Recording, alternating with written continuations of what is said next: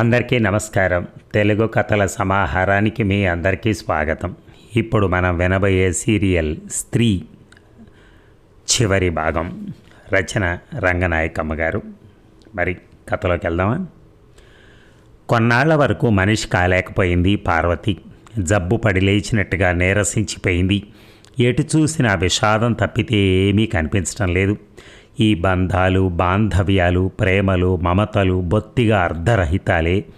ఏది శాశ్వతం, ఏది కాదనిపించింది.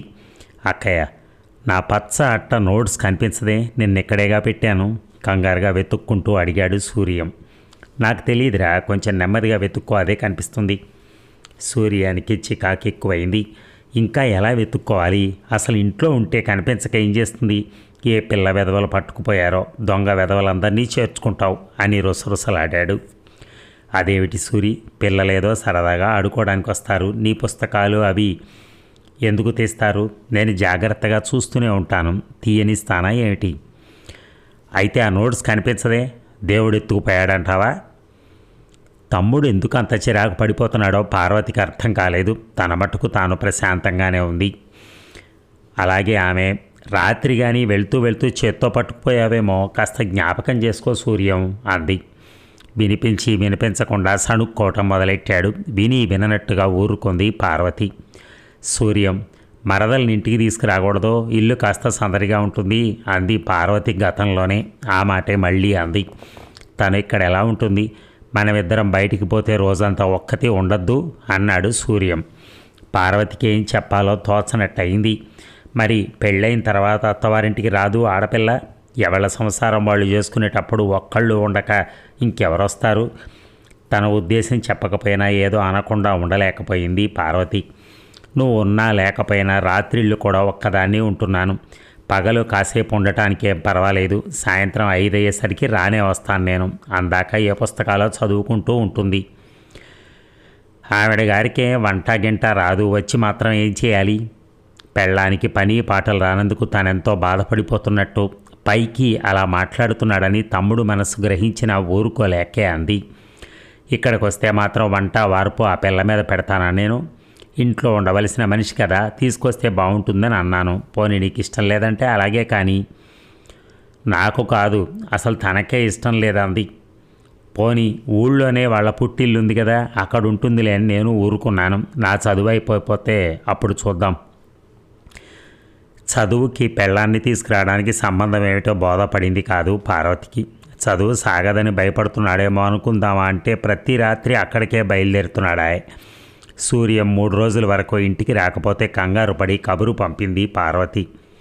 రేపు వాళ్ళిద్దరూ కలిసి వస్తామని చెప్పమన్నారత్త అనేసి పరిగెత్తాడు పొరుగింటి వాళ్ళ పిల్లవాడు. పార్వతి ఆ సాయంత్రం ఆఫీస్ నుంచి వస్తూ కొట్లోకి వెళ్ళి కాస్త గోధుమ రవ్వ, శనగపిండి, జీడిపప్పు ఏవేవో తెచ్చింది. మర్నాడు ఆదివారం పొద్దున 9 గంటల వేళ తమ్ముడు మరదలు రిక్షా దిగుతుంటే గబగబా కుంపటి అంటించి కాఫీ పెట్టింది. ఇద్దరికీ చెరో కప్పించి తర్వాత వంటగదిలో కూర్చుని వంటలు చేసింది మిట్ట మధ్యాహ్నం దాకా. అప్పటిదాకా భార్యాభర్తలిద్దరూ పేకాడుకుంటూ కూర్చున్నారు. సూరి, లేచి భోజనాలు చేయకూడదో అంది పార్వతి. ఇద్దరికీ నీళ్లు తువాళ్ళు అందించి భోజనాలు వడ్డించింది. తింటూ తింటూ, రాణి, మా అక్కయ్య దగ్గర నువ్వు వంట నేర్చుకోరాదు అంటూ హాస్యం ఆడాడు సూర్యం భార్యతో. ఈ మాత్రం వంట నాకు రాదేమిటి అని మూతి తిప్పింది రాణి. కోస్తావు మరి, వంకాయ ఉల్లికారం పెట్టి ఇంత రుచిగా ఉండగలవు, పెసరపచ్చడి ఇంత కమ్మగా రుబ్బగలవు నవ్వుతూ చూశాడు సూర్యం. రాణి మొహం జేవురించిపోయింది. మీకు మహా గొప్పగా ఉన్నాయేమో, నాకు ఇలాంటి గొడ్డు కారాలు తినటం అలవాటే లేదు. రుచి పచి తెలియకుండా కూరల మీద లేచిన వాదాలు కీచులాటల్దాకా పోతాయేమోనని భయం వేసింది పార్వతికి. సూరి, ఆ అమ్మాయిని ఎందుకు అలా అంటావు? ఆడపుటకు పుట్టాక వంట వార్పు రాకుండా ఎవరుంటారు అంది సామరస్యంగా. రాణి కొంచెం నవ్వుతూ, మీకు కోపం వచ్చిందేమిటి? నాకింత లేసి కారాలు తినటం అసలు అలవాట్లేదు, అందుకే అన్నాను అంది. అబ్బే, ఇందులో కోపం రావటానికి ఏముంది? మా అమ్మ పోయే నాటికి నేనే వంట నేర్చుకోలేదు. తీరా అన్ని పనులు మీద పడితే అలాగో అలవాటు చేసుకున్నాను. పెద్దవాళ్ళు నేర్పని వంటలు అవి ఏం బాగుంటాయి? మీ అమ్మగారి దగ్గర శ్రద్ధగా నేర్చుకుంటే అన్నీ చక్కగా చేయగలవు. తర్వాత పెద్దగా మాటలేం జరగలేదు. తమ్ముడు మరదలు గదిలోకి పోయి తలుపులు వేసుకున్న తర్వాత తను 2 ముద్దలు తిని లేచి మళ్ళీ కుంపటంటించి మధ్యాహ్నం తింటారని కాసిన్ని పకోడీలు వేయించింది. వేడి కుంపటి మీద కాఫీకి నీళ్లు పడేసి వంటింటి గడపలో తుంగచాప పరుచుకుని పడుకుంది. మధ్యాహ్నం కాఫీలు వెయ్యాక ఇద్దరూ మళ్ళీ కాసేపు పేకాడుకున్నారు. అక్కయ్య, నువ్వు వచ్చి కూర్చోకూడదు అన్నాడు సూర్యం మధ్యలో గుర్తుకొచ్చినట్టుగా. నాకు పేకాడటం రాదు అంది పుస్తకాలు చదువుకుంటున్న పార్వతి. పేకాడటం తప్ప ముక్కలు పేర్చుకుంటూ వారగా చూసింది రాణి. అలా ఎవరన్నారు? నాకేమిటో చిన్నప్పటి నుంచి పేకాటంటే ఇష్టం ఉండదు. సరదాకి నేర్చుకోపోయినా పట్టుబడలేదు. నాతో ఏమిటి, మీరు ఆడుకోండి. రాణి పార్వతికేసి ఇది మనిషి అన్నట్టుగా చూసి తనలో తాను నవ్వుకుంది. పెళ్ళైన తర్వాతే సూర్యం సిగరెట్ కాల్చడం, సెలవు పూట వస్తే పేక ముక్కలు పరుచుకొని కూర్చోవటం అలవాటు చేసుకున్నాడు. పార్వతి 2-3 సార్లు అడగాలనుకుని విరమించింది. రాణి తన చేతులతో తనే సూర్యం సిగరెట్లకు అగ్గిపుల్లలు అంటించడం చూస్తే ఒళ్ళంతా జలధరించినట్టయింది పార్వతికి. కానీ తనేమీ చూడనట్టే ఊరుకుంది. వాళ్ళిద్దరూ పేకాటలో మునిగిపోయి కోపాలు ప్రదర్శించుకుంటున్నారు. రాణి ఇక్కడికి రావాల్సిన విషయం ఆ పిల్ల దగ్గర ఎత్తుదామా అనుకుంది పార్వతి కొంతసేపు. సూర్యానికి ఆ ఉద్దేశం లేనప్పుడు తను అడిగి ప్రయోజనం ఉండదేమో అని అప్పటికి ఆలోచన విరమించుకుంది. అయినా ఇంటికి తను పెద్దది, అమ్మాయిని పంపించమని అడగకపోవటం మర్యాదగా ఉండదు. ఆ ఉద్దేశంతో తమ్ముడి అత్తగారిని అడిగింది ఒకరోజు. మంచి రోజు చూసి మరదల్ని పంపించండి అత్తగారు అంది. ఆవిడ పట్టించుకోనట్టు నవ్వేస్తూ, దానికేముందమ్మా, ఊళ్ళో మేము ఎలాగో ఉన్నాం, అబ్బాయి వచ్చిపోతూనే ఉన్నాడు, అది ఎక్కడుంటే ఏమిటి, నువ్వు ఆఫీస్కు పోతే అది ఇంటి పనులు అవి చేసుకోలేదు, చిన్నపిల్ల, ఏదో పెళ్లి చేశాం కానీ అంటూ చెప్పుకుపోయింది. పార్వతి మరేమీ మాట్లాడలేకపోయింది. వాళ్ళ అయిష్టాలు తెలిసి కూడా పెద్దరికం వహించి తను అడగటానికి రావటం తనదే తప్పని చివాట్లు పెట్టుకుంటూ లేచింది. ఇంటికొచ్చేసరికి సూర్యం బట్టలన్నీ వెతికి వెతికి పెట్టెలో సర్దుకుంటున్నాడు. నా నీలం టెర్లిన్ షర్ట్ కనిపించడం లేదు అక్కయ్య, చాకలిగా పడిందంటావా అన్నాడు పార్వతి రాగానే. మాసిందని ఇచ్చావు కదా, సబ్బు పెట్టి ఉంచాను, అదేమిటి బట్టలు అవి సర్దుతున్నావు ఆశ్చర్యంగా అడిగింది పార్వతి. సూర్యం ఆ మాట వినిపించినట్టే టవల్స్ మడిచిపెట్టి పెట్లో అణచడానికి ప్రయత్నిస్తున్నాడు. బయలుదేరే ముందు అడగకూడదు కానీ ఎక్కడికైనా బయలుదేరుతున్నావా సూర్యం? భార్యాభర్తలిద్దరూ ఏ విహారయాత్రకో ప్రయాణమవుతున్నారేమో అనిపించింది పార్వతికి. సూర్యం అదో మాదిరిగా నవ్వాడు. అడగకూడదంటూనే అడిగావుగా, ఈ పెట్టి తీసుకెళ్ళి అక్కడ పడేస్తానక్కయ్య, అక్కడ బట్టలకి ఇబ్బంది అవుతోంది. పార్వతికి ఏం అర్థం కాల. ఎక్కడ పడేస్తావు అంది. బట్టలు మాసినప్పుడల్లా ఎన్ని పనులున్నా ఇక్కడికి రావాల్సి వస్తుంది, పెట్టి అక్కడే ఉంటే అంత ఇబ్బంది ఉండదు. అదిరి పడింది పార్వతి. నువ్వు వాళ్ళ ఇంట్లోనే ఉంటావా? ఎన్నాళ్ళు ఉండిపోతాను, అప్పుడప్పుడు వస్తూ ఉండను. సూటిగా చెప్పకపోయినా తమ్ముడు ఉద్దేశం పూర్తిగా తెలిసిపోయింది. కాస్త వెనక ముందు ఆలోచిస్తున్నావా సూర్యం? నువ్వు లేకుండానే ఒక్కదాన్ని ఉండగలనా? నేనెక్కడికి వెళ్తాను అక్కయ్య? బట్టలు మార్చుకుందుకైనా 2 రోజులకు ఒకసారి వస్తున్నావు, ఇక అవసరం కూడా లేకపోతే ఇక్కడ నీకేముంది? ఉద్యోగం మానేస్తానన్నావు, మానేశావు. నాకు ఇష్టం లేకపోయినా నీకు నచ్చిన పెళ్లి చేసుకున్నావు, నేను సంతోషించాను. మామగారు చదివిస్తూ ఉంటే చదువుకుంటున్నావు. నీ పెళ్ళాన్ని ఇక్కడికి తీసుకురాకపోయినా అక్కడికి వెళ్ళొస్తూనే ఉన్నావు, బాగానే ఉందనుకున్నాను. పోనీ ఇలాగే జరగనివ్వరాదు, కాదన్నది ఎవరు? ఇక నువ్వు కూడా బయలుదేరి వెళ్ళిపోతావా? పార్వతికి ఎన్నడూ ఎరగనంత దుఃఖం ముంచుకొచ్చింది. అంత బాధపడతావెందుకక్కయ్య? అక్కడ కాలేజీ దగ్గర నా చదువు విషయంలో కూడా మామగారు సహాయం చేస్తుంటారు, కాస్త సౌకర్యంగా ఉంటుందని. కానీ అయినా వారం వారం వస్తూ ఉండనా? ఊరు వదిలి వెళ్ళిపోతున్నానా ఏమిటి? నువ్వు ఇలా నిష్ఠూరంగా మాట్లాడటానికి ప్రతి ఆదివారం రాణిని తీసుకొస్తూనే ఉంటాగా. పార్వతి మాటలు మరిచిపోయిన మనిషిలా మోగగా చూస్తూ నుంచుంది. ప్రతి ఆదివారం భార్యతో వస్తాడా? తను వంటలు చేసి వడ్డిస్తూ ఉంటే వాళ్ళు పేకాడుకుంటూ కూర్చుని సాయంత్రానికి వెళ్తారా? సూర్యం ఓ క్షణం వెనక ముందు తచ్చాడాడు. బయట నుంచి అరుస్తున్న రిక్షా అతని మీద ఏమిటో ఆ కంగారు, పోతే పో అంటూ విరుచుకుపడ్డాడు. ఆలస్యం అయిపోతుంది బాబో, మళ్ళీ నేను సినిమా హాల్ దగ్గరికి పోవాలా అంటూ సంజాయిషి చెప్పుకున్నాడు అతను. అయితే మాత్రం ఏమిటా అరుపులు? యువతల మా పని తెమలాలక్కర్లేదా? సరేలే ఇలారా, అదిగో ఆ పెట్టి తీసుకెళ్ళి జాగ్రత్తగా పెట్టు.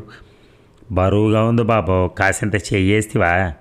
రిక్షా అతనికి సాయం పట్టి భోషాణం లాంటి బట్టలు పెట్టి రిక్షాలోకి ఎక్కించాడు సూర్యం. వెళతానక్కయ్య, రేపొద్దుటే వచ్చి కనిపిస్తాను అన్నాడు. అంత బరువు రిక్షా పార్వతి గుండెల మీదుగా కదిలింది. సూరి అంటూ మొహానికి చేతులు కప్పుకుంది. నీకు స్వార్థం లేదక్కయ్య, స్వార్థమే లేదు. నువ్వు దేవతవక్కయ్య, నాకు అమ్మవే. అక్కయ్య, నీ రుణం నేను ఏనాటికి తీర్చుకోలేను అన్న సూరి, అయ్యో సూర్యం, ఈనాటికింత పరాయదాన్ని అయిపోయానా నాయన? నీ కష్ట సుఖాలు విస్మరించానా? నీ ముద్దు ముచ్చట్లు చూడను అన్నానా? నీ సంతోషానికి దుఃఖపడ్డానా? ఏం చేశాను సూర్యం, ఏం చేశానని వెళ్ళిపోయావు? ఎంత ఏడ్చినా బాధ తీరలేదు. రుక్కు సూరి తనకు 2 కళ్ళే అనుకుంది. జీవితం ఇంత విచిత్రమైందని తనకేం తెలుసు? తననింత అనాథని చేస్తారని వాళ్ళని పెంచిందా? ఇంత దుఃఖం ప్రసాదిస్తారనా తన సుఖాలన్నీ వదులుకుంది? అందరిలా తనకు సుఖపట్టం చేతనైతే బావురుమంటూ కూలబడిపోయింది పార్వతి. ఇక సంభ్రమంగా పేపర్ పట్టుకుని తల్లి దగ్గరికి వెళ్ళింది సుజాత. అమ్మా, నీకో మాట చెప్పేదా? ఏమిటి అది అంత విచిత్రంగా అడుగుతావు? మరి కోప్పడవు కదా, చెప్పరాదు నీ అనుమానాలు నువ్వును. సుజా కాసేపు తటపటాయించి చెప్పేసింది. అక్కయ్యని బావగారిని మన ప్రభుత్వం వారు విదేశాలు పంపిస్తున్నారటమ్మా, ఇవాళ పేపర్లో పడింది. కామేశ్వరమ్మ మొహం చిట్లుస్తూ అంది. ఈ కబురేనా నువ్వు చెప్పొచ్చింది? సిగ్గులేదు. ఆవిడేదో వెలగబెడుతోందని మురిసి మొక్కలవుతున్నావా? ఇల్లు విడిచిపోయింది, దేశాలు తెగించిపోతే విడ్డూరం ఏమిటి? ఎలాగో తగలబడుతుంది, నీకెందుకా గొడవ? అయినా ఈ వెధవ కాగితాలు తెప్పించకరా అని మొత్తుకుంటే వాడు వింటున్నాడా నా మాట? అంత రాత కర్మ. సుజాత నెమ్మదిగా అక్కడి నుంచి వెళ్ళిపోయింది. ఆ రోజంతా సుజాత మనస్సు మరీ ఆందోళనగా అయింది. చంద్రశేఖరం ఉత్తరాలు రాస్తూనే ఉన్నాడు. తన పరిస్థితులకు బానిసనని మనసు విప్పి ఏనాడో తెలియజేసింది. అయినా అతను తన ఆశలు విడుచుకోవటానికి అంగీకరించడం లేదు. వసు ద్వారా మీ ఇంట్లో జరిగిన సంగతులు నాకు తెలుసు. అక్కగారి అడుగుజాడల్లోనూ నడవగలవన్న ధైర్యంతోనే ఈ స్నేహాన్ని బతికించుకుంటూ వస్తున్నాను. నువ్వు కాదన్న నాడు, నిజంగా నువ్వు నాకు దూరం అయిపోయిన నాడు నేనేమైపోతానో నాకు తెలియదు. చచ్చిపోకపోయినా పిచ్చివాణ్ణి కావచ్చు. ఈ కాలంలో సామాన్యం అయిపోయిన వర్ణాంతర వివాహాన్ని నువ్వు ఇంత ఘోరంగా భావిస్తే ఇక నేనేమీ చెప్పలేను. చంద్రశేఖరం రాతలు సుజాతను పిచ్చిదాన్ని చేస్తున్నాయి. పులి మీద పుట్రలాగా అన్నయ్యని తీసుకొచ్చిన సంబంధం వాళ్ళు త్వరలో నిర్ణయించుకోవటానికి వస్తామంటూ ఆ రోజే ఉత్తరం రాశారు. ఇన్నాళ్లకు అమ్మ తేలిగ్గా నిట్టూర్చింది. నా బిడ్డకి శుభకార్యం జరిగిపోని వెంకటేశ్వర, నూతన దంపతుల్ని తీసుకుని కొండకొస్తానంటూ అందరూ వింటూ ఉండగానే చేతులు ఎత్తి మొక్కింది. సుజా గుండెలు అదిమి పట్టుకుని గదిలోకి నడిచింది. చంద్రశేఖరం ఆఖరి ఉత్తరం రాశాడు. అమ్మ ధోరణేమీ మారేటట్టు లేదు. ఏం చేయాల్తాను? సుజా వెర్రిగా తిరిగింది ఇల్లంతా. గదుల్లో ఎక్కడ లైట్లు లేవు. వదిన అన్నయ్య ఏటో వెళ్ళినట్టున్నారు. అమ్మాయి ఏం చేస్తోంది? అమ్మా అని పిలుస్తూ పెరటి వైపు వెళ్ళింది. కొంగు చాటును ఏదో అడ్డం పెట్టుకుని నూతి వెనక నుంచి వచ్చేస్తున్న అమ్మ సుజాతను చూడటంతోనే కూలబడిపోయి ఏడవడం మొదలెట్టింది. బిస్తుపోతూ సుజా తల్లి దగ్గరికి వెళ్ళాలో కూడదో తెలియనట్టుగా నిలబడిపోయింది. కామేశ్వరమ్మ కొంగు చాటు నుంచి పేపరు గాలికి దూరంగా వెళ్ళిపడింది. సుజా గమ్మున దాన్ని అందుకుంది. అంతా అర్థమైపోయింది. అక్కయ్య గురించి పేపర్లో ఏదో ఉందని తను చెప్పినప్పుడు కసిరేసిన అమ్మ ఒంటరిగా రహస్యంగా నూతి చాటున కనిపించని వెలుగులో ఏదో వెతుక్కుంటోంది పేపర్లో. అమ్మా అంటూ దగ్గరగా కూర్చుంది సుజా. కామేశ్వరమ్మ కళ్ళు తుడుచుకుంటూ అడిగింది. అక్కయ్య బొమ్మ లేదే అందులో? లేదమ్మా, వార్త ఒక్కటే వేశారు. బహుశా వాళ్ళు బయలుదేరి వెళ్ళేటప్పుడు ఫోటో కూడా వేస్తారేమో. అక్కయ్య ఎక్కడికి వెళ్తుంది అసలు? హోల్ వరల్డ్ టూర్ అంటారమ్మా. దాదాపు ప్రపంచంలో ముఖ్య దేశాలన్నీ తిరుగుతారు. ఖర్చులన్నీ ప్రభుత్వమే భరించి మెడికల్ అసోసియేషన్ తరపున పంపిస్తున్నారు. 6 నెలల్లో తిరిగి వస్తారు. ఎలా వెళ్తారే సుజా? రైల్లోనా? విమానాల్లో వెళ్తారమ్మా. రైళ్లల్లో అయితే చాలా రోజులు పడుతుంది కదా, అదీగాక సముద్రాలు దాటాలి. ఆ పసిముండను కూడా తీసుకెళ్తారా ఏమిటి? ఏమో, మనకెలా తెలుస్తుంది? బావగారికి తల్లి వాళ్ళు ఉన్నారు కదా, అక్కడే ఉంచేసి వెళ్తారేమో. కామేశ్వరమ్మ మరి మాట్లాడలేదు. అక్కడే కూర్చుని అప్పటికో లేచింది. అక్కయ్య గురించి ఎప్పుడూ మాట్లాడని అమ్మ అలా మనసు విప్పి అన్నీ అడగటం చిత్రంగా తోచింది సుజాకి. కామేశ్వరమ్మ కూడా ఎంతో తప్పు పనిచేసిన దానిలా సిగ్గుపడిపోతూ ఇంట్లోకి పోయి పడుకుంది. అర్ధరాత్రి సుమారు 1 గంట ప్రాంతంలో కామేశ్వరమ్మ పడుకున్న గది చాలా చీకటిగా ఉంది. ఎంత ప్రయత్నించినా నిద్రపట్టని కామేశ్వరమ్మ నిశ్శబ్దంగా ఆలోచిస్తూ పడుకునుంది. పద్మ కోసం ఆ తల్లి ఆలోచించని గడియలేదు. అందరినీ ధిక్కరించి వెళ్ళి పెళ్ళంటే చేసుకుంది, కానీ పద్మ కూడా ఎవరిని మర్చిపోదని తల్లి మనసుకు తెలుసు. పార్వతి పద్మను చూశానని చెప్పినప్పుడు కూతురు గురించి ఎంతో తెలుసుకోవాలని, ఎన్నో అడగాలని ఆవిడ విలవిల్లాడిపోయింది. ఏదో రాక్షస హస్తం ఆమె నోటిని బలవంతంగా మూసివేసింది. విననట్టు నటిస్తూనే కూతురి క్షేమ సమాచారాలన్నీ విన్నది. పద్మ గర్భవతిగా ఉందని వింటే ఆనందం అణుచుకోవటానికి అశక్యం అయిపోయింది. గబగబా ఏదో గొణుక్కుంటూ వంటింట్లోకి వెళ్ళిపోయింది. పద్మ కడుపుతో ఉంది, ఎలా తింటోందో ఎలా తిరుగుతోందో అన్న ధ్యాసతో ఆరాటపడింది. ఆడపిల్ల పుట్టిందని తెలిసినప్పుడు తేలిగ్గా హాయిగా గాలి పీల్చుకుంది. సుఖంగా ప్రసవించిందని. అది కూతుర్ని కంది. దానికి కష్టసుఖాలు తెలిసి వస్తాయి. తల్లి చేసినట్టే పిల్ల చేయకపోతుందా? తన బిడ్డ ధిక్కరించిపోయినప్పుడు కానీ దానికి తెలిసి రాదు అంటూ శపించింది చాలాసేపు. అంతలోనే ఆవిడకు ఒక అనుమానం రేగింది. నేను కాబట్టి తలబద్దలు కొట్టుకుంటున్నాను. పద్మే అయితే కూతురు ఏం చేసినా ఊరుకుంటుందిగా. ఆ కాలానికి ఎవరేం చేసుకున్నా తప్పు పట్టరేమో. నీకు ఇష్టమైన వాడిని చేసుకో అని తల్లే ఒప్పుకుంటుందిగా అని కాసేపు విచారించింది. ఇక ఆ రోజే సాయంత్రం ఒక బంధువు వచ్చాడు. అమ్మాయి అని కామేశ్వరమ్మను నోరారా పిలుస్తూ 70 ఏళ్ళు దాటినవాడు. కామేశ్వరమ్మకి అన్న వరస అవుతాడు. పేదవాడు. పంచాంగాలు చూసి తిది వారాలు అవి చెప్పి బతుకుతూ ఉంటాడు. మంచివాడని 10 మందిలోనూ పేరు. ఆయన్ని చూడగానే కామేశ్వరమ్మకు పుట్టాడు సంతోషం కలిగి, రా అన్నయ్య అని వికసించిన ముఖంతో లోపలికి తీసుకెళ్ళి కూర్చోబెట్టింది. గ్లాసులో పెరుగు తెచ్చిచ్చింది. అరటిపళ్ళుంటే తెచ్చిపెట్టింది పళ్ళెంలో. ఆయన సంతోషంగా, అమ్మా నీ కూతురు ఎంత కీర్తిమంతురాలైందమ్మా అన్నాడు. కామేశ్వరమ్మ తెల్లబోయింది. ఇంకెవరు? నీ పెద్ద కూతురి మాట. మావాడు పేపర్లో చదివి వినిపించాడు. ఆనందంతో నా మనసు నిండిపోయిందనుకో. ప్రపంచం అంతా తిరిగి రావటం అంటే మాటలా అమ్మ? ఎంత తెలివైందైతే అంత గౌరవం దక్కుతుంది. దాని సంగతి ఎందుకులే అన్నయ్య, అదంతా ఎప్పుడో మర్చిపోయాను. మనల్ని వదిలేసి పోయినాడేది మన పిల్ల కాదు. కాదనుకుంటే కాకుండా పోతుందా? మనం వెనకటి వాళ్ళం. మనలాగే నడవమంటే చిన్నవాళ్ళు నడుస్తారా అమ్మ? మా కాలంలో 4 ఏళ్ల పిల్లలకే పెళ్ళిళ్ళు చేసి పంపించేవాళ్ళు. ఇప్పుడు అలా చేస్తే ఖైదులో పెడతారు. మార్పులు వస్తున్నాయి, అది మంచిదే. మన పిల్ల ఏం నేరం చేసిందని అంత వదిలేసుకోవాలి? మన మనసులో అనురాగం కలిగిన కుర్రవాణ్ణి వివాహం ఆడింది. అంతేగా అమ్మ, అందులో తప్పు పట్టడానికే ఉంది. తనకిష్టమైన పని చేసింది. అయిందేదో అయింది. ఇద్దరినీ పిలిచి 4 అక్షింతలేస్తే మన తప్పు లేకుండా పోతుంది. కామేశ్వరమ్మ నిర్ఘాంతపోతూ చూసింది. అది జరిగే పని కాదులే అన్నయ్య. ఈ బంధం ఎప్పుడో తెగిపోయింది. అలా నీకు కాలు జారితే తీసుకోగలం కానీ నోరు జారితే తీసుకోలేం. ఆయన మాటలన్నీ గుర్తొచ్చాయి కామేశ్వరమ్మకి అర్ధరాత్రి వేళ. అది చేసిన దాంట్లో అంత పెద్ద ఆయనకి తప్పు కనపడలేదా? తనలాంటి వాళ్ళని ఆడిపోసుకుంటే మాత్రం అదేం చెడిపోయింది? లోకంలో పేరు ప్రఖ్యాతలు తెచ్చుకుంటోంది. కోరుకున్న భర్తతో బిడ్డతో ఆనందంగా ఉంది. ఇక అల్మరా దగ్గర ఏదో అలికిడైంది. గాజులు గల్లుమన్న చప్పుడు వినిపించింది. భయంతో లేచి కూర్చున్న కామేశ్వరమ్మ చీకట్లోకి కళ్ళు చిట్లించి చూసింది. అల్మరా దగ్గరే నిలబడున్న వ్యక్తి ఆడమనిషి అని మాత్రం గుర్తు తెలుస్తోంది. ఎవరది? వణుకుతున్న గొంతుతో అంది. జవాబు రాలేదు. ఏడుపు బలవంతగా అణుచుకుంటున్నట్టుగా వెక్కిళ్ళ చప్పుడు. కామేశ్వరమ్మకి ఏదో అనుమానం కలిగింది. చటక్కన లేచి తడుముకుంటూ వెళ్ళి లైటు వేసింది. కుప్పలా కూలబడిపోయింది సుజాత తల్లి ముందు. దిగ్భ్రమతో తల్లడిల్లిపోతూ కామేశ్వరమ్మ కూడా నేల మీదకు వరిగి కూతుర్ని పొదివి పట్టుకుంది. సుజాత తల్లి ఒడిలో తలదాచుకుని బోరున ఏడ్చింది. కూతురు వీపు నిమురుతూ అయోమయంగా కూర్చుండిపోయింది కామేశ్వరమ్మ. గట్టిగా బిగుసుకుంటున్న సుజా గుప్పిడి పట్టుకుంది. సుజా, అమ్మ ఏమిటి ఇది? సుజా గుప్పిడి విడిపోయింది. గుప్పెడు మాత్రలు రాలిపడ్డాయి. అదిరిపడింది కామేశ్వరమ్మ. ఇవి నిద్రమాత్రలు కావు. ఇవెందుకు తీశావు? ఎందుకు? వణుకుతున్న కంఠంతో నెమ్మదిగా అంది సుజా.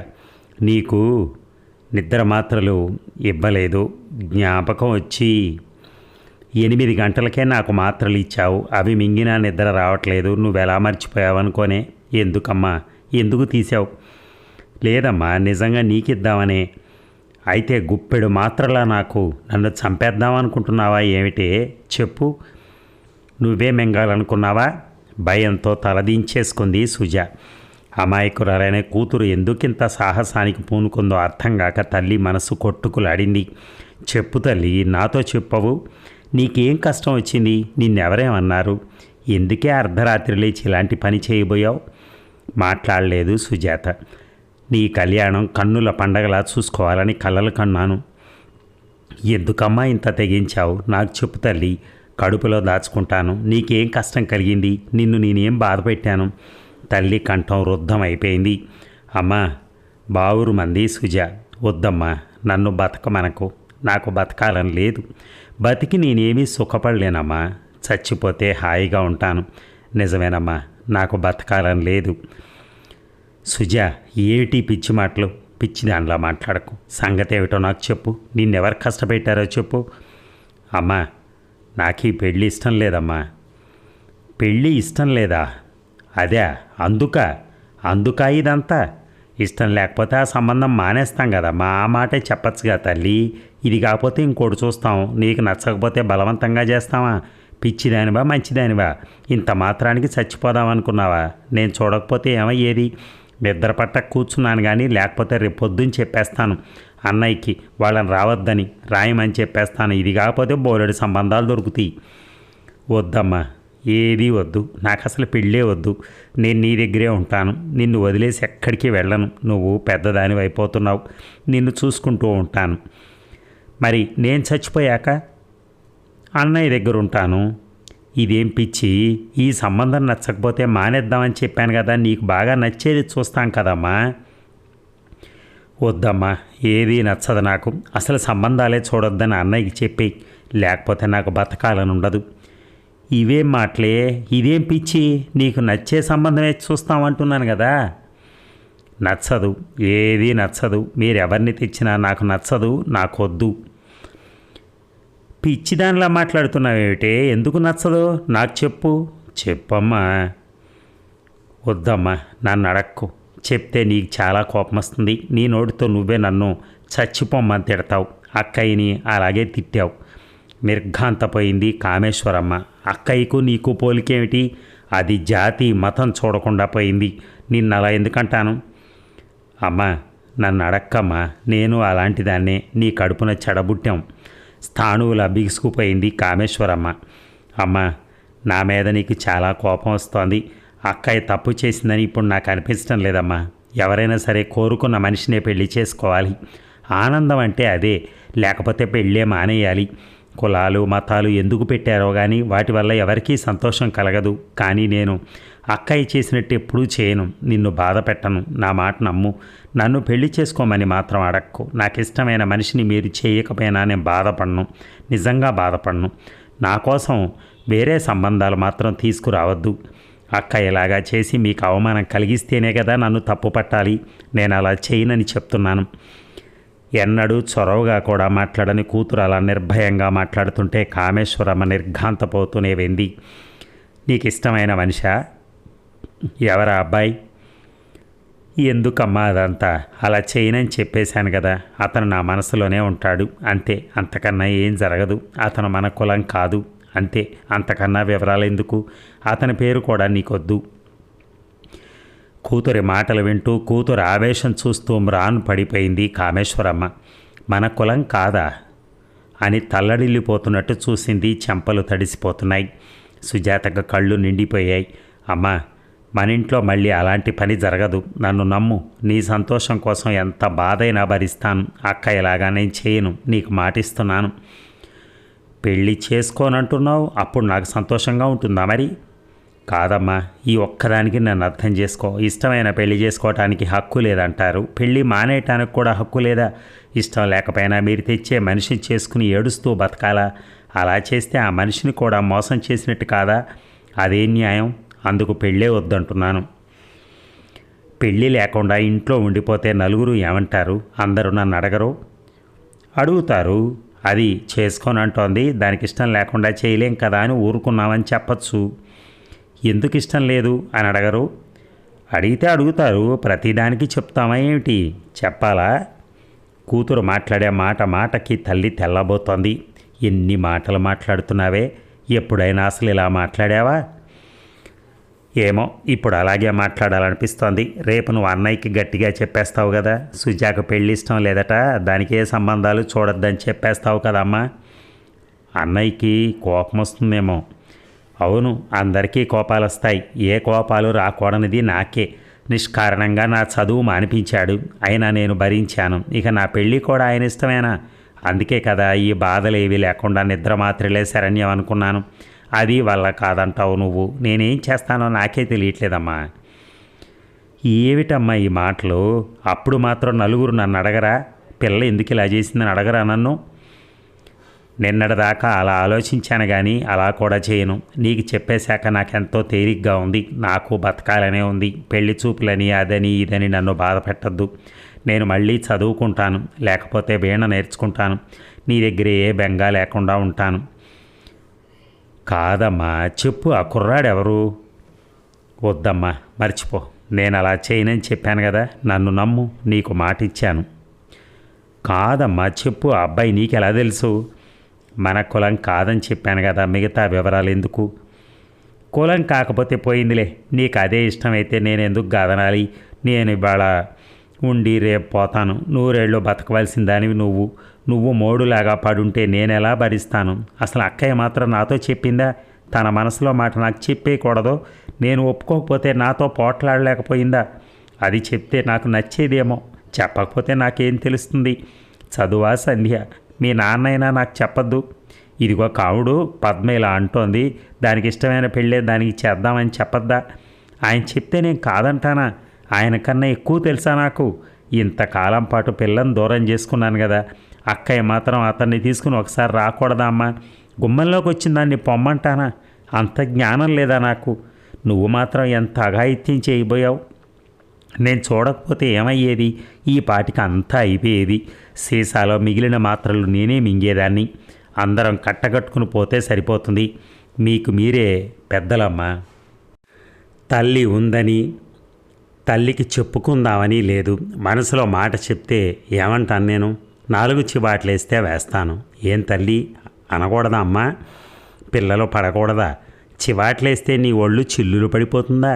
నన్ను అల్లరి పెట్టడానికి కాకపోతే గుప్పిడ మాత్రలు తీసుకుని మింగాలనుకున్నావా? తల్లి మాటలు వింటూ ఉంటే సుజాత కళ్ళు చెరువులైపోతున్నాయి.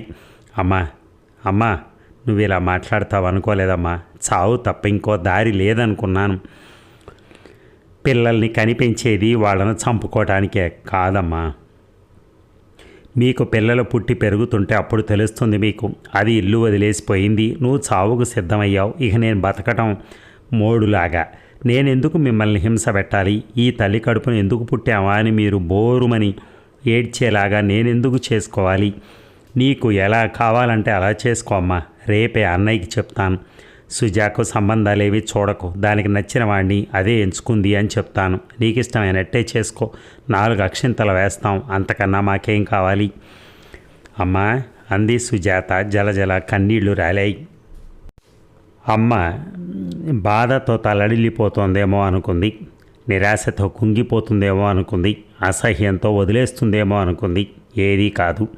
ఎంత వింతగా మాట్లాడుతోందో అమ్మ వద్దమ్మా, నేను బాధతో చెప్పటం లేదు. నేను అలా చెయ్యను, నన్ను నమ్ము. రోజు నిన్ను చూస్తూ నీ పనులు చేస్తూ సంతోషంగా ఉంటాను. నువ్వు లేకపోయినా నీ ఫోటోకి పూజ చేసుకుంటూ సంతోషంగా బతుకుతాను. ఎంతకన్నా నాకేం వద్దు. పిచ్చిదానా, నువ్వు నా కళ్ళ ముందు మోడులాగా పడుంటే నేను సంతోషంగా ఉంటానా అమ్మా? అక్కయ్యలాగే నువ్వు నీకు ఇష్టమైన వాడినే పెళ్లి చేసుకుని పిల్లా జల్లాతో సంతోషంగా ఉండు. అదే నాకు సంతోషం.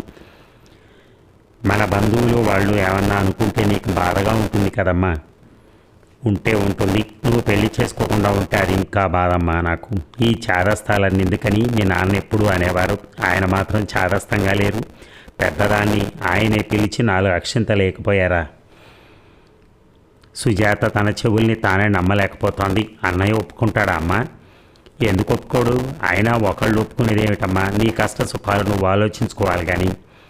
అమ్మా నా మీద కోపంగా ఉండి ఇలా మాట్లాడుతున్నావు కదూ. కోపం ఎందుకమ్మా? 10 కాలాలు బతకవలసిన వాళ్ళు మీరు. ఈ తెలివి ఆనాడే ఉంటే నాన్న కూడా సంతోషంతో బతికుండేవారేమో. నా దుఃఖం చూసి ఆయన ఓర్చుకోలేకపోయారు. ఆయన్ని చేతులారా నేనే చంపుకున్నాను. అక్కయ్యని రమ్మని రాయనా అమ్మా? వస్తుందా అది? దానికి ఎంత తలపొగరు. కాదమ్మా, అలా అనద్దు. నిన్ను బాధ పెట్టకూడదని అక్కయ్య దూరంగా ఉంది. ఏడిసిందిలే. కన్నబిడ్డ గుమ్మంలోకి వస్తే తల్లి బాధపడుతుందా, సంతోషిస్తుందా? చదివారు చదువులు ఎందుకు? అమ్మా, నీ ఈ జన్మలకైనా అక్కయ్య నేను నీ కడుపునే పుడతామమ్మా. కన్నీళ్లతో సుజాత మొహం కళకళలాడిపోయింది. ఇక చెవుల మీదుగా ముసుగు వేసుకుని ఒళ్ళంతా పాత చీర కప్పుకుని కాళ్ళు నేల మీద ఆన్సుకుని నులక మంచం మీద కళ్ళు మూసుకుని ఉంది పార్వతి. అలా ఎంతసేపటి నుంచి కూర్చునుందో ఆమెకే తెలియదు. 2 రోజుల నుంచి జ్వరం, పచ్చి మంచినీళ్ళు కూడా ముట్టుకోలేదు. 2 రోజుల నుంచి పొయ్యి అంటించలేదు. సాయంత్రం కను చీకటి పడుతోంది. ఇల్లంతా నిశ్శబ్దంగా ఉంది, శ్మశానంలా ఉంది. 2 రోజుల నుంచి ఆ ఇంటి తలుపులు తెరుచుకోలేదు. ఇంటికి బయటికి పూర్తిగా సంబంధాలు తెగిపోయినట్టుంది. ఇక లోకంలో తనకే బాంధవ్యము లేదేమో అనిపిస్తోంది ఆమెకి. ఆ క్షణాల్లో నిట్టూర్చడం కూడా కష్టం అయిపోయింది. తల కిందకి దించుకుని అలాగే కూర్చునున్న పార్వతి ఏదో అలికిడిని గ్రహించగలిగినట్టు నెమ్మదిగా తలెత్తింది. వీధి తలుపులకేసి చూసింది. చూస్తూనే ఉంది. వరండాలో ఎవరో నుంచున్నట్టుగా, బరువుగా గాలి పీలుస్తున్నట్టుగా భ్రమ ఏమో అనిపించింది. కప్పుకున్న చీర సర్దుకుంటూ అలాగే కూర్చుంది. తలుపుల ముందు అడుగుల చప్పుడు మళ్ళీ నీరసంగా లేచింది. ముసుగు జారుతూ ఉంటే తడబడే అడుగులతో నడిచింది. గదిలో చీకటి, వరండాలో చీకటి. నెమ్మదిగా తలుపులు తీసింది. తన భ్రమకు ఆనందుకు విస్తుపోయింది. ఎవరో నిలబడున్నారు. ఒత్తుగా పెరిగిన గడ్డం, వదులుగా వెళ్లాడే బట్టలు అతని రూపాన్ని దాచడానికి ప్రయత్నిస్తున్నాయి. అతనెవరో స్పష్టంగా తెలియటం లేదు. కానీ పార్వతి పోల్చింది. నువ్వా రఘుబాబు? నువ్వేనా రఘు? అదేమిటి అలా వచ్చావు? వచ్చాను. ఏదైనా పని మీద వచ్చావా? నాకు బాగాలేదు, నీరసంగా ఉంది, నిలబడలేను. లోపలికి వస్తావా అంది. ఎందుకు బాగాలేదు? కొంచెం జ్వరం అంతే. ఏం తిన్నావు? ఏదో తిన్నానులే. ఎవరు లేరా ఇంట్లో? ఎవరుంటారు? చీకటిని చీల్చేందుకు చిన్న దీపమైనా వెలిగిద్దామనుకుంది. నీరసంగా వంటింట్లోకి నడిచింది. చీకట్లో తడుముళ్ళాడి లాంతర పట్టుకుంది. అగ్గిపెట్టె పట్టుకుంది. దీపం వెలిగించింది. అది చేతిలోనే ఆరిపోయింది. మళ్ళీ వెలిగించింది. మళ్ళీ ఆరిపోయింది. నూనె లేదు. అది 2 రోజుల కిందట నాటి రాత్రి వెలిగి కొడిగట్టి ఆరిపోయింది. నూనె పోసే ఓపిక లేక దాన్ని అక్కడే వదిలేసి గదిలోకి వచ్చింది. చీకట్లో బల్ల మీద కూర్చునున్నాడు రఘు. దీపంలో నూనె లేదు. పర్వాలేదు, ఇప్పుడు అదంతా ఎందుకు? నీరసంగా మంచం మీద కూర్చుంది. ఈ పూట ఏం తిన్నావు పారు? ఇందాకే జావ తాగాను. ఇంకా ఉందా జ్వరం? పర్వాలేదు, తగ్గింది. సూర్యం ఇక్కడ ఉండట్లేదా? ఉండట్లేదు. సండే వెన్నెల గుడ్డిగా వరండాలో పడుతోంది. గది ఎప్పట్లా నిశ్శబ్దంలా అయిపోయింది. సుశీల పోయాక పార్వతి రఘును చూడలేదు. అతను కనపడితే చాలు అడగాలనుకుంది చాలాసార్లు. సుశీల గుర్తొస్తే మనసంతా కలిచి వేసినట్టు అయిపోతోంది పార్వతికి. ఎప్పటికో తలెత్తింది. వేడి కన్నీటి బొట్లు పాత చీరలో రాలిపడ్డాయి. సుశీల చచ్చిపోయింది. ఆ సంగతి తెలుసా నీకు? పార్వతి స్వరం హఠాత్తుగా కోపంగా పలికింది. ఎందుకు చచ్చిపోయింది? పార్వతి స్వరంలో ఆవేశం పెరిగింది. ఎందుకు చచ్చిపోయింది రఘు? నాకు తెలియదు పార్వతి. ఏదో జబ్బు చేసింది. చీకట్లో ఎర్రగా చూసిన పార్వతి చూపుకి రఘుపతి చెలించలేదు. కదలని విగ్రహంలా బల్లకు అంటుకుపోయాడు. రఘు. పార్వతి పిలుపులో స్పష్టమైన తీవ్రత, పార్వతి గొంతులో చిత్రమైన ఆవేశం. రఘుబాబు సూటిగా చూడలేకపోయాడు, చూడటానికి ప్రయత్నించలేకపోయాడు. నీకు కోపం వస్తోంది పార్వతి, నేనేం చేయను? ఏం చేస్తావా? కనిపించే ప్రతి ఆడదాని కంఠానికి ఉరి బిగించి చంపి. రఘు, అది నువ్వు బాగా చేయగలవు. సుశీల ఎందుకు చచ్చిపోయిందో నాకు తెలుసు. ఎవరు చంపేశారో కూడా నాకు తెలుసు. జీవించాలనే కోరిక లేని మనిషి చావటంలో ఆశ్చర్యం లేదు. నీ అంతరాత్మను ప్రశ్నించుకో ఒక్కసారి. సుశీల ఎందుకు చచ్చిపోయిందో నీకు తెలీదు? అంత జబ్బెందుకు చేసిందో నీకు తెలీదు? మాట్లాడవే రఘుబాబు. సుశీలని ఏనాడైనా భార్యగా ఆదరించావా? తోటి మనిషి మీద చూపవలసిన కనీసపు సానుభూతైనా చూపించావా? మాట్లాడు రఘు. ఇప్పటికైనా నీ మనసు విప్పి చెప్పు. ఇప్పటికైనా. లేదు పార్వతి, సుశీలను పెళ్లి చేసుకున్నందుకు ఏడవని రోజు లేదు. సుశీలను నేను కోరి బాధించకపోయినా తను బాధతో మగ్గిపోతుందని నాకు తెలుసు. దానికి బాధ్యత నాదేనని కూడా నాకు తెలుసు. కానీ పార్వతి, సుశీలను ఓదార్చేపాటి సానుభూతి కూడా ఈ మనసులో కరువైపోయింది. నా కోసం కలవరిస్తున్న మనిషి కోసం నేనేమీ చేయలేదు, అప్పుడు ఇప్పుడు కూడా. పార్వతి ఆశ్చర్యపోయింది. రఘు ఏనాడైనా అన్ని మాటలు మాట్లాడా? అప్పుడు ఇప్పుడునా? అప్పుడు అంటే నా పెళ్ళైనప్పుడు. అప్పుడు నా మనస్సు నా ఆధీనంలో ఉందని భ్రమపడ్డాను. తల్లిదండ్రుల్ని ఆనందపడితే నేను ఆనందంగా ఉంటాను అని అపోహపడ్డాను. అది భ్రమ కాదు, అపోహ కాదు, అహంకారం. డబ్బుందన్న అహంకారం. కట్నం ఇచ్చి మీ తల్లిదండ్రుల్ని సంతోషపెట్టమని అడిగావు, గుర్తుందా? నేను చేసినంత తప్పే పార్వతి. ఆ తప్పు ఎంత పెద్ద తప్పో ఇప్పటికీ గ్రహించుండవు నువ్వు. పార్వతి, రఘు కంఠం దీనంగా ధ్వనించింది. గ్రహించాను పార్వతి. నీకు సుశీలకు కూడా అన్యాయం చేశాను. నాకు నేను అంతకన్నా అన్యాయం చేసుకున్నాను. నీకు నువ్వు చేసుకుంటే నువ్వే అనుభవించు. మాకు చేసిన దానికి మేము అనుభవించాం కదా. క్షమించు పార్వతి. నా తప్పుని ఇప్పటికైనా దిద్దుకోవాలనిపిస్తోంది. ఈ దౌర్భాగ్యుణ్ణి క్షమించలేవా? పార్వతి వెటకారంగా నవ్వింది. నీ దౌర్భాగ్యం ప్రసక్తి నా దగ్గర తీసుకురాకు. 2 నిండు జీవితాలతో చెలగాటలాడావు. సుశీలలాగే నేను కూడా పోయాక అప్పుడు తీరిగ్గా క్షమాపణలు అడిగితే ఇంకా బాగుండేది. పార్వతి, నేనెంత సిగ్గుతో చితికిపోతున్నానో నీకు చెప్పుకోలేకపోతున్నాను. ఈ పూట మొండి ధైర్యం చేసి వచ్చాను. నీతో మాట్లాడితే నా మనసు కొంచెమన్నా తేలిక పడుతుందని. నీ మనసు ఎప్పుడూ తేలిగ్గానే ఉంది. నీ తల్లిదండ్రులు ఇంకో సంబంధం చూస్తారు. కట్న కానుకలతో మేళతాళాలతో మళ్ళీ పెళ్లి చేస్తారు. నాలాంటి ఇరుగు పరుగుల్ని దర్పంగా వచ్చి పేరంటానికి పిలుస్తారు. నా సిగ్గుమాలిన తనంతో నేను పేరంటానికి వస్తాను. మళ్ళీ పెళ్ళికడికి అయ్యే సందడితో ఉండు. అంత విచారం ఎందుకు? ఈసారైనా సుశీల గతి ఆ పిల్లకు పట్టించకు.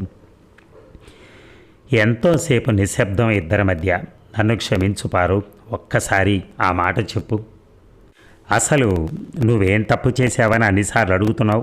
నన్ను పెళ్లి చేసుకుంటానని నువ్వేమైనా నాకు వాగ్దానం చేశావా? వాగ్దానం తప్పావా? ఇక నీ తప్పే ఉంది. నేనే నీ మీద ఆశ పెట్టుకున్నాను. అది నా తప్పు. కానీ నీ జీవితం నీ ఇష్టం. నీకు ఎలా కావాలంటే అలా నడిచావు. ఇందులో నాకు చేసిన అన్యాయం ఏముంది? నేను నీకు నోటితో వాగ్దానాలు చేయలేదు, కానీ మనసుతో చాలా వాగ్దానాలు చేశాను.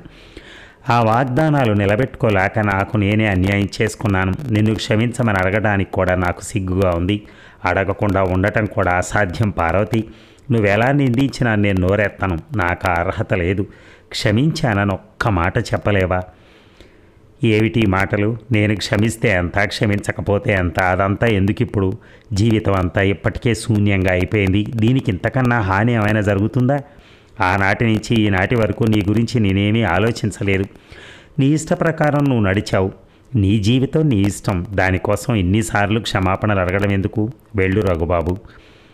పార్వతి, పద్మజ సాహసం విన్నాకే నా తప్పు నాకు తెలిసింది. ఇక నుంచి నీలాగే నేను మోడులా బ్రతుకుతాను. మళ్ళీ పెళ్ళిళ్ళు చేసుకుంటాను అనుకుంటున్నావా? ఒక్కసారి చేసిన తప్పు దిద్దుకోవటానికే ఈ జీవితం చాలదు. నాకు నిజం పెళ్ళి ఎప్పుడో అయ్యింది. నువ్వే నా భార్యవి. ఆ కలలతోటే బతుకుతాను. నీ ముందు నా తప్పు ఒప్పుకున్నాను. ఇక సంతోషంగా బతుకుతాను. 1000 జన్మలకైనా నీ కోసం ఎదురు చూస్తూ బ్రతుకుతాను. వెళ్తాను పారు, వెళ్తాను. హఠాత్తుగా చీకటి గది మోగబోయింది. ఆ ఇద్దరి మధ్య మరే మాటలు జరగలేదు. నిట్టూర్పుల శబ్దాలు కూడా లేవు. సంధ్య వెన్నెల మాసిపోయింది. చీకటి గది మరీ చీకటైంది.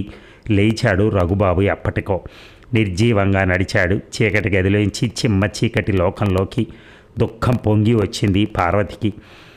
నిస్తేజమైన దృక్కులతో ఆ కారు చీకటిలోకి తరిచి చూసింది. ఏమీ కనిపించలేదు. నిట్టూర్చింది పార్వతి. పద్మ, రఘుబాబు ఇప్పుడే వచ్చి వెళ్ళాడు. క్షమాపణలు కోరాడు. మళ్ళీ నాకు చాలా అన్యాయం చేశానన్నాడు. తనకు తానే అన్యాయం చేసుకున్నాను అన్నాడు. ఎన్ని జన్మల వరకైనా నా కోసం ఎదురు చూస్తాను అన్నాడు. నాకేమనిపించిందంటే అతను పిరికివాడే, బలహీనుడే, మూర్ఖుడే, కానీ మోసగాడు కాదు, దుర్మార్గుడు కాదు. ఇదే నాకు తృప్తిగా అనిపించింది. ఈ ఆలోచనతో కొంచెం సంతోషం కలిగింది. నేను అతని మనసులో ఉన్నాను అనిపిస్తోంది. కానీ నా మనసులో అతను లేడు. ఎప్పుడు అంతర్ధానం అయిపోయాడో నాకే తెలియదు. పోయింది అదంతా. పద్మ, రఘుని క్షమించాలి అని అనిపించడం లేదు నాకు. ఇప్పటికి మాత్రం నాకు అలా అనిపించడం లేదు. చిన్నపిల్లని ఎవరినైనా పెంచుకుందామా అనే ఆలోచన కలుగుతోంది అప్పుడప్పుడు. నువ్వు విదేశాల నుంచి వచ్చేదాకా నీ కూతుర్ని నేను పెంచుతాను, నా దగ్గర ఉంచరాదా పద్మ? మనసులోనే అదంతా రాసేసింది పార్వతి పద్మకి. రఘు మనసులో తను ఎప్పుడూ ఉందా? ఎప్పుడూ ఉంటే అయ్యో ఎంత అశక్తుడు! మనసంతా నిండిపోయిన ఆలోచనలతో నిశ్చలంగా కూర్చుని ఉంది ఆ స్త్రీ. చూసారా రంగనాయకమ్మ గారు ఎంత ఎక్స్పీరియన్స్డ్గా రాశారో. చివరికి ఒక మహిళ చేతుల్లో అతను ఇబ్బంది పడి వెళ్ళాడు. ఎందుకంటే మహిళకు కూడా కొన్ని హక్కులు ఉంటాయి. వద్దు అని అనటానికి హక్కు ఉంటుంది. ఒక మనిషి మీద చెయ్యాలంటే వద్దు అని అన్న తర్వాత ఎట్టి పరిస్థితుల్లో వేయకూడదు. అది ఎక్కడైనా మనకు పెద్ద పెద్ద రచయితలు కూడా రాసినటువంటి వాక్యం అది. ఎందుకంటే నేను చాలా నవళ్ళు చదివాను కాబట్టి అంటాను. వాళ్ళ అనుమతితోనే మనం చెయ్యాలి తప్పితే అనుమతి లేకుండా కూడా వేయటానికి లేదు. అలాగే ఈ కథ కూడా చాలా బాగుంది. ఎండింగ్లో నిజంగా అతను తప్పు ఒప్పుకున్నా కూడా ఆమె ఎందుకో అంగీకరించలేకపోయింది, హర్షించలేకపోయింది. ఆమె ఒంటరిగానే బతుకుదామని నిర్ణయించుకుంది. నిజంగా అలా నిర్ణయించుకోవటంలో కూడా ఎంతో ధైర్యం ఉండాలి ఏ మనిషికైనా. అది ఆమె పడిన బాధలకి, ఆమె పడిన కష్టాలకి ఆమె తీసుకున్నటువంటి నిర్ణయం. అది ఇట్స్ ఏ బ్యూటిఫుల్ డెసిషన్. కానీ కొంచెం బాధపడుతూ ఉన్నా అది ఆమెకి ఈ లోకం ఇప్పుడు పడే బాధ కంటే అది కొంచెం తక్కువగానే ఉంటుందేమో. అదనమాట కథ. ఏదైనా అనుభవమే. నిజంగా ఎంత రంగనాయకమ్మ గారు ఎంత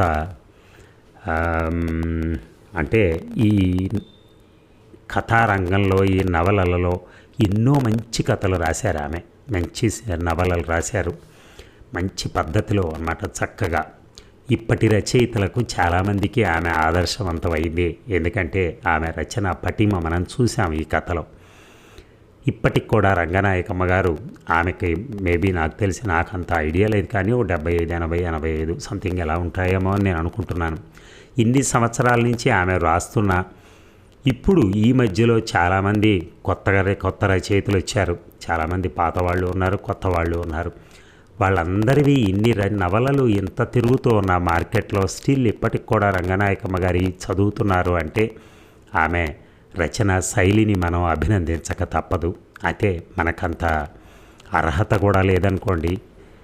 నేను నాకున్న కొద్దిపాటి చిన్నది ఇలా చదివే ఒక సీరియల్ ఒక ఛానల్ పెట్టుకుని ఇలా నడపటం, ఆ ఒక్క దాని మీద నేను కొంచెం ధైర్యం చేసి ఆమెను అభినందిస్తున్నాను. అంతకు తప్పితే వేరే ఉద్దేశమే లేదు. అంత అర్హత నాకు కూడా లేకపోవచ్చు. Thank you very much. మళ్ళీ ఈ సీరియల్ ఇప్పటితో సమాప్తం కాబట్టి తర్వాత మరొక కొత్త సీరియల్తో మీ ముందుకు వస్తాను. అలాగే ఈ రోజు నుంచి కథలు కూడా మీకు ప్రచురితమవుతాయి. ఎందుకంటే ఈ సీరియల్ చాలా పెద్దగా ఉండటం వలన నేను కథలు చదవటం మానేశాను. యాక్చువల్గా ఇక్కడి నుంచి స్టార్ట్ చేస్తాను. మీరందరూ ఆనందించి మన ఛానల్ని ఇలాగే ముందుకు తీసుకెళ్తారని మనస్ఫూర్తిగా కోరుకుంటూ మీ శ్రీనివాస్. Thank you.